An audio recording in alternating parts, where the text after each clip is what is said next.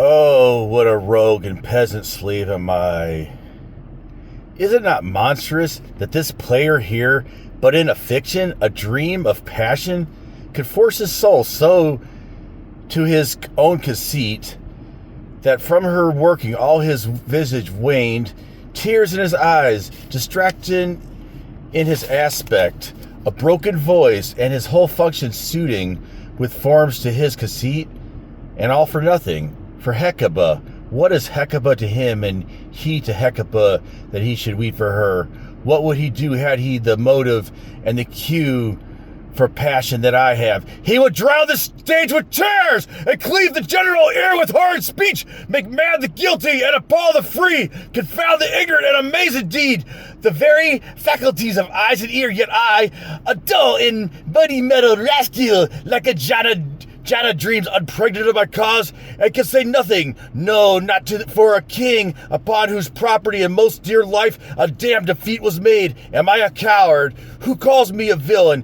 Breaks my paid across, plucks my beard and blows in my face, tweaks me by the nose, gives me the lie of the throat as to the lungs.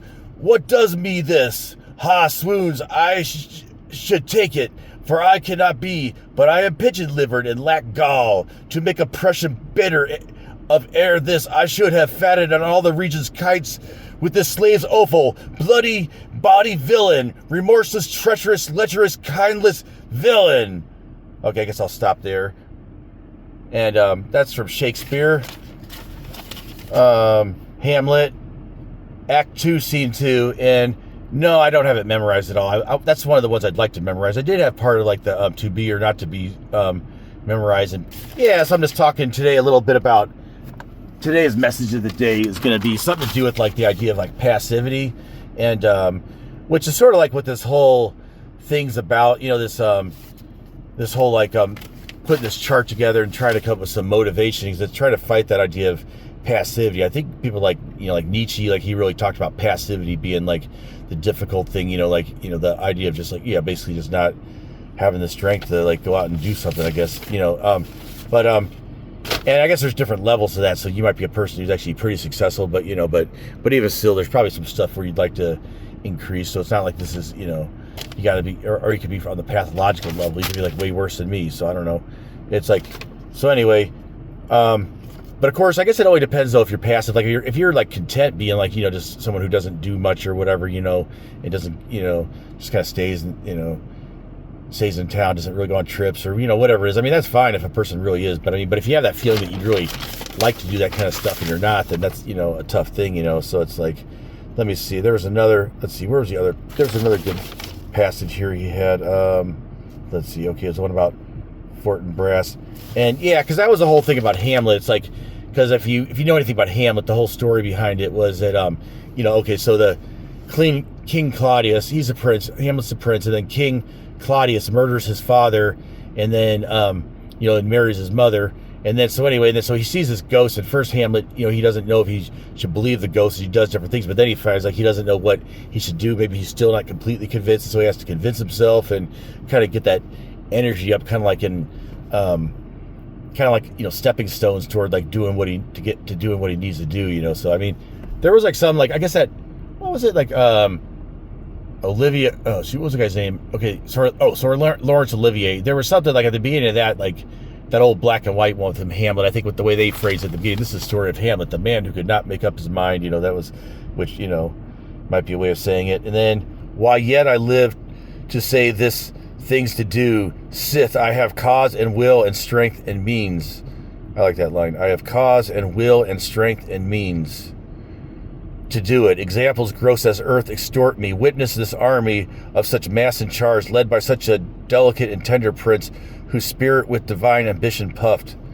Yeah, I just love like the reading of Hamlet or Shakespeare in English. You know, not that I, like all of it's super easy for anybody to understand, but if you read it enough, it's not really too hard. Yeah, Hamlet's always one of the plays I've really liked. I don't really know I actually don't know that many Shakespeare plays. I mean, Hamlet's one of the ones we read in high school, and I've always liked to go back to it and quote it and stuff, but I don't actually, I guess I just have a few Shakespearean plays that like I like that I kind of make a reference to in my mind a lot of times. And then let's see, okay, oh yeah, oh, this is a good line at the beginning.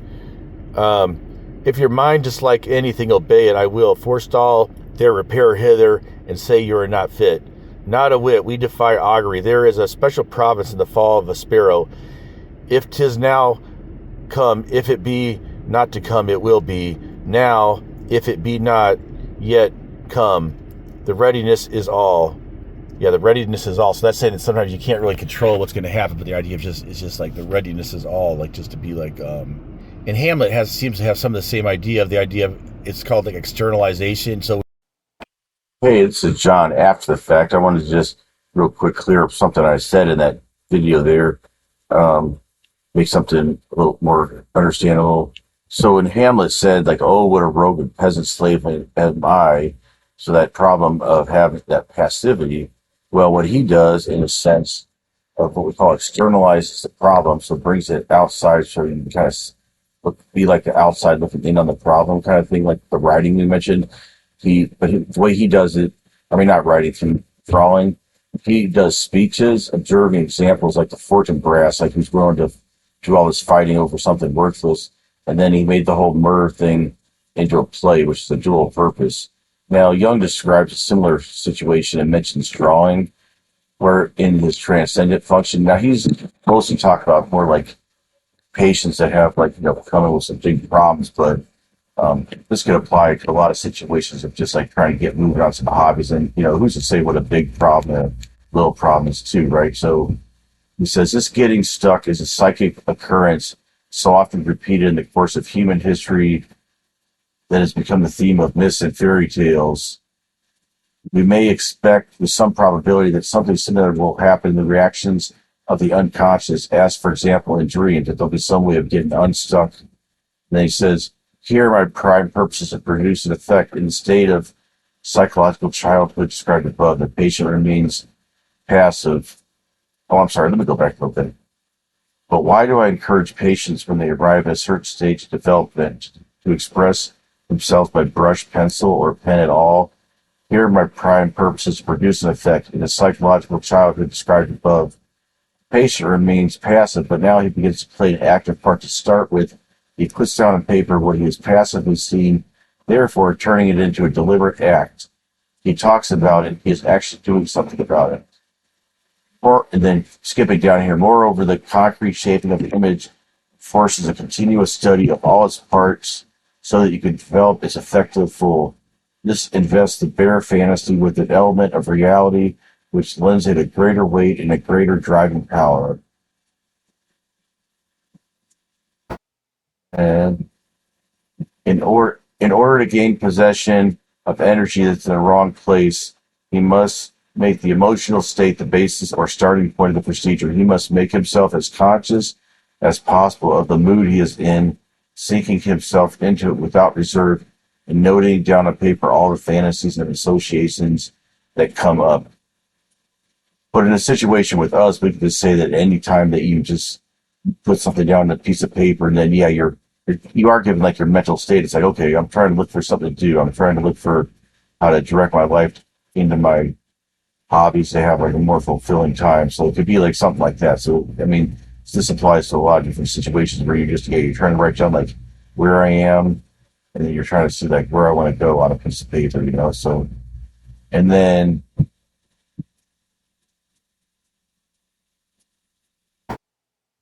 okay, I think the only part from this quote was just, here too a product is created which is influenced by both conscious and unconscious, embodying the striving of the unconscious for the light and striving for the conscious for substance.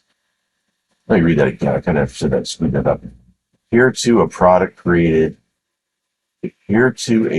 is created which is influenced by both conscious and unconscious, embodying the striving of the unconscious for the light and the striving of the conscious for substance.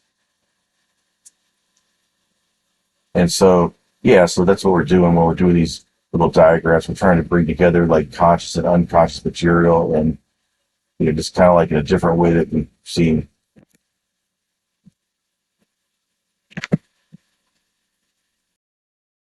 When you like draw something, that you know, like let's say you draw like this picture of you're upset, you draw like a frowny face. This represents, well, somehow when you put it, it's sort of like psychically, like part of your self kind of goes onto that page. I mean, not to get like too weird about it, but it does. And so it can really center by writing, and somehow you can come up with like some kind of like abstract, like some chart showing like how your life is. Kind of like I'm doing on these drawings I've been doing. You have to pull that. It was at the tradition. I have to like every time pull that. Oh, I guess I never said that every time I had to pull that book out, right? But I guess that was becoming obligatory that every time I had to pull that notebook out. But this conversation is working okay right now. But anyway, yeah, I can just clip some of that in. Yeah, so coming up with these things and whatever, and it's not.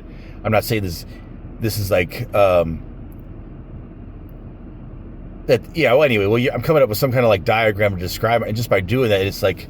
It does, I mean, in one way, it helps track your progress, right? So it is, in a sense, you can actually know, okay, do I need to do this or that or whatever, that sort of thing, you know, like a checklist. But also, it does actually give you there's something in your psyche that actually considers that to be kind of real, actually, you know. I think that's the case, you know. I mean, just like part of you, when it sees like a movie, thinks it's real too, right? I mean, so part of you still gets upset and gets mad at the villain, even though you know that the villain's not real, but there's still part of you that believes that that's real. And so when you draw that down, so there is something that actually, when you have this little chart that you have a beautiful looking like map of your soul, I guess basically, or map of your progress, that it actually psychologically does actually make you feel like real, like, or whole in a sense. Like that's what the idea of like Mandelas are. Like they, well, I guess there's not really so much, but I guess that's more of a thing. It's supposed to be more symbolic, but it's supposed to kind of represent the self or yourself. Like anything, usually when there's something like a circle, it represents like something like the self or the mother archetype or like home or something like that. You know, it's like a universal symbol, you know, that they find that people draw these maybe like different people with, now this is probably even before like the Mandela became like in pop culture enough where most people have heard of the Mandela, or not most people, but a lot of people have. But it's like, and then so it's like people, like they said, people would spontaneously across the world be people with mental disorders, or people in kind of like an active imagination where they're thinking about something a lot, you know, or people who, or cultures like, you know, that really spend a lot of time with meditation and really kind of getting into the brain, kind of, you know, like that's basically what they do. So like some of the cultures like Indian stuff like that into meditation, somehow they just really have a real emphasis on like the inner world and trying to like, you know, how am I feeling, and coming up with a real like precise way of describing how, you know, where I guess in Western thought that wasn't really done much, you know, it was all about more like about conquering the external world, you know, mostly, you know, but not that we're saying like every one of them was like a, you know, a hippie or something, but I'm just saying, but it's like, you know, but that was kind of like the emphasis of thought, like in places like, you know, India, China, yeah. Anyway, they were a little bit different. Well, they had to do with like the Chinese philosophy, in which Jung goes into like a synchronicity. It's the idea of a non-causal connection. So instead of saying like, okay, this in the West, we're always like, this happens because of what they would do in like China, think like, oh, what is kind of like this, which things happen together? What does this say about the state of the universe? Like this happened right now. Okay, does this say something about like that, you know, like, I don't know, like I broke my phone today. Okay, does that say something like that, you know, that this is a day where a lot of people were breaking stuff, or like, I don't know, something like you know, I don't know, that was something like that. And they were more interested in like kind of like, and they weren't interested so much in like creation myths as much as like, you know, the idea of like finding the order, you know, because their thing with like the I Ching was like, there's this guy named Fu Chi, and they said something about they said the world was chaotic, everybody ate like barbarians, they ate just off the ground without cooking or whatever, you know, something like. But then it says like he found on these tortoises or something like that, I think he said he found the 8 trigrams, which he found would, you know, something like that would allow him to gain mastery over the world. I mean, that's kind of a profound thing, you know, these symbols are allowing him to like gain mastery over the world, you know. So it's like, yeah. So anyway, yeah, and then so that's what, yeah, and then I guess that's what it's supposed to be like when a person like uses yarrow stalks, or they toss coins to come up with like one of the 64 hexagrams. It's supposed to basically represent like the kind of like the state of the, what is it supposed to do? Like, well, let's see, it's supposed to be like, you know, I guess the questions are more like, okay, what does it mean? You know, what is my place in going to this place, or something like that, you know, some question like that or something like that. And it's kind of like, it'll show kind of like, okay, because you are like the king who rules from above, or you are like the, you know, I mean, I don't know, something like that. Not exactly, I can't think at this moment, but it's, you know, that kind of stuff. But it's stuff like, you know, earth over a mountain over, you know. And then oh yeah, and I guess you should know too, like that you've heard of yin yang, right? Okay, so in the I Ching, it's either a solid line or a dashed line. A line that's broken in the center. And so the dashed line, it represents yin, the feminine principle, the more passive feminine principle, and then the yang is that's the masculine principle. And by the way, it's a little bit crude, but I would say like yang rhymes with wang, and so that's how you know that it's the male principle. Anyway, if that's easy to print. And then and then when you see like that yin yang yin yang picture, or like that Taoist symbol, like that has like the dot in the center. That's the white represents the male principle, and then the dark represents the female principle. And basically, it's just saying that like the male principle is more like active, and like the female is more reactive. It's but as far as that is, as far as like it's more like passive or reactive.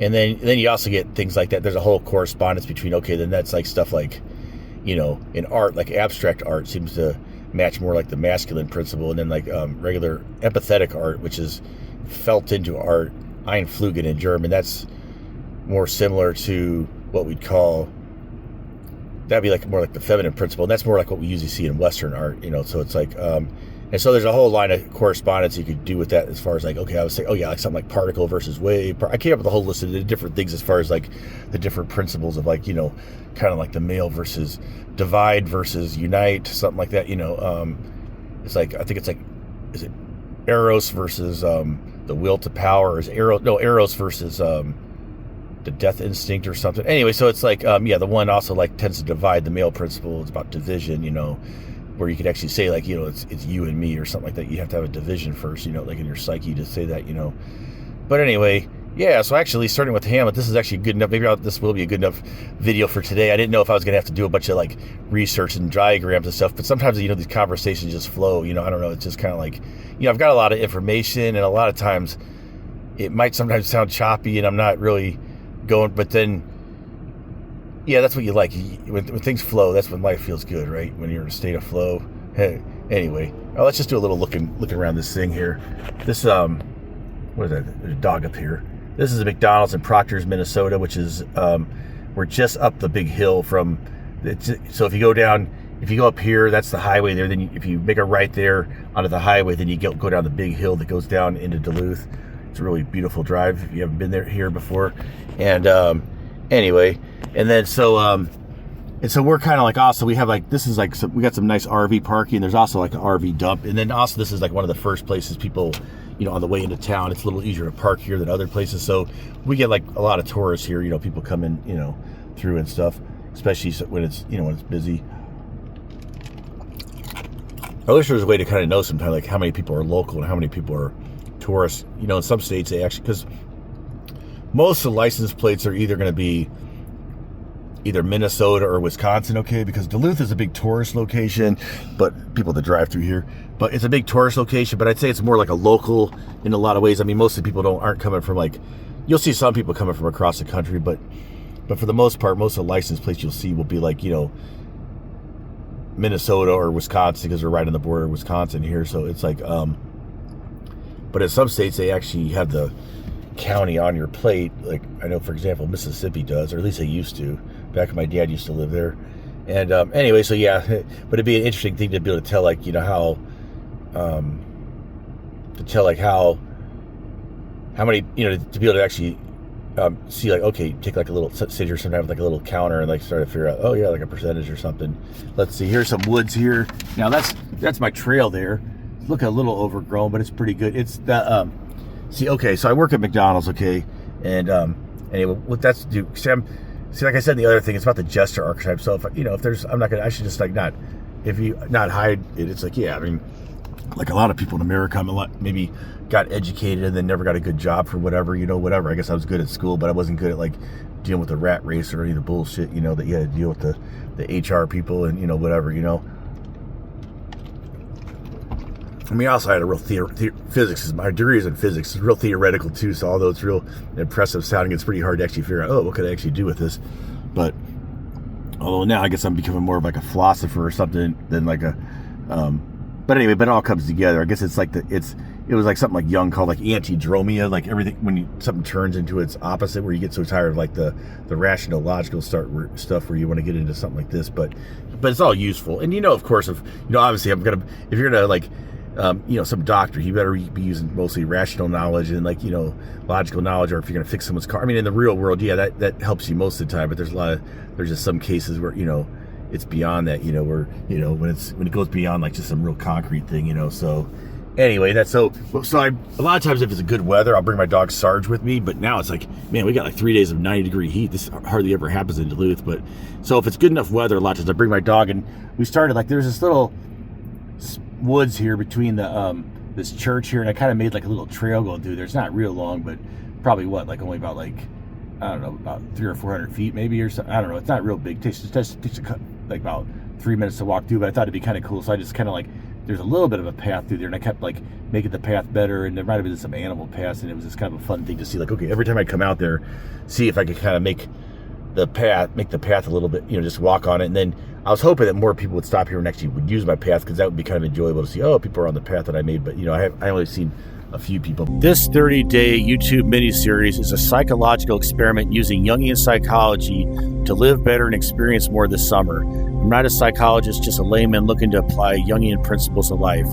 I'm starting with the idea that the unconscious mind is very smart and tells us things. And believing in this, I drove up to Hibbing, Minnesota, and I found that 4 locations in Hibbing, Minnesota corresponded quite well to 4 different principles called the Hibbing Quaternity. The first one is the Hibbing Ghost Town, which the characteristics is you feel the echo of the past as the wind flows down established paths. This represents unconscious voice being in the center of a moving circle, the mother archetype, home, center, castle, etc. Character I'm coming up with here to explain it is Nellie, the ghost sheepdog mom who circles the area, protects and guides. The Greyhound Museum has to do with travel and also the Jungian idea of beauty as a way of mentally feeling your way into physical objects and flowing into life in general, flowing beauty, mentally becoming part of the object.